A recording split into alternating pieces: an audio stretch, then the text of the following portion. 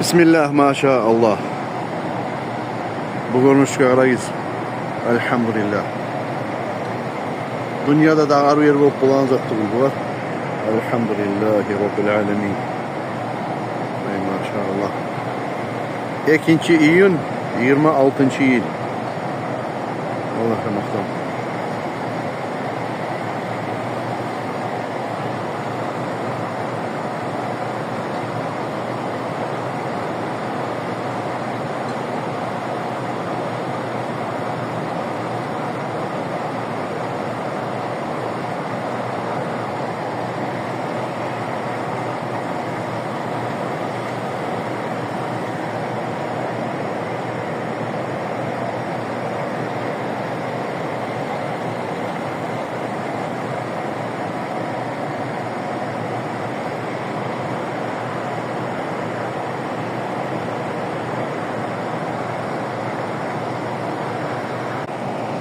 Bismillah, maşallah. Bugünüşkarayız. Elhamdülillah. Dünyada da ağır yer bulup bulan zattı bu var.